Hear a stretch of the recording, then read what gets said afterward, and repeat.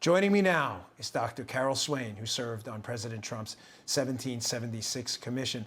Dr. Swain, thanks so much for joining us. I really appreciate it. How long has this been going on, Dr. Critical race theory? This isn't new. It's been around for a very long time, critical theory and critical race theory. How long has this been infecting our school system? Well, it's been at the university since the 1970s. It started at Harvard, the critical race theory, but critical theory itself goes back to the 1920s, Antonio Gramsci and Marxist scholars. And as far as what is taking place today is that it escaped the university campuses and it's now infecting K through 12 education at public and private schools, Christian as well as secular schools, and every sector of our society, including the U.S. military. And critical race theory argues that white people are oppressors, that all people with white skin are privileged, they have a property interest in their whiteness, and that racism is permanent, and that minorities, especially blacks, because blacks are being used to advance the agenda, that blacks are victims. And they need white people to liberate them by becoming anti-racist. But only white people are expected to be anti-racist. You never hear that all people should be anti-racist.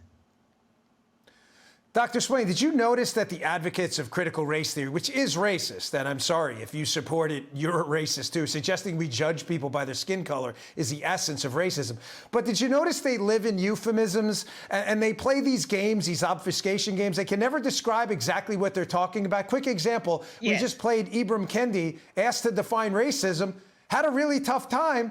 And then when I've asked people to describe systemic racism, I say, okay, well, describe to me the system you're talking about, because most of the systems you're talking about are, in fact, run by liberals. They can't seem to ever pin it down. Let me tell you, the problem is that it's indoctrination, that they memorize these concepts and they have no clue what it means.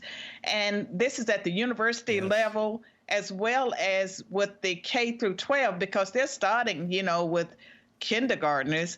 And there's research out there that argues that babies can be racist as early as 6 months. And so no critical thinking is taking place. They don't have to define their terms unless they're asked by a conservative, and none of them can. Critical race theory is racist. I see it as the civil rights issue of our time. And I'm proud of President Trump for leading the battle, because he does have a big platform, and his executive order last year that banned critical race theory in federal programs by federal contractors, that was a step in the right direction, because critical race theory runs contrary to the Civil Rights Act of 1964, our civil rights laws, our Constitution's Equal Protection Clause, and just how we treat other Americans. Yeah. We don't shame and bully and intimidate people because of the color of their skin or their nationality or whether they're male or female.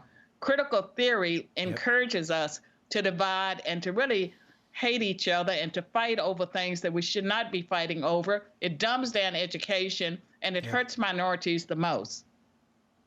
Yeah, it's grotesque. I couldn't agree more. Dr. Swain, thanks for joining us. I really appreciate it. Thank you.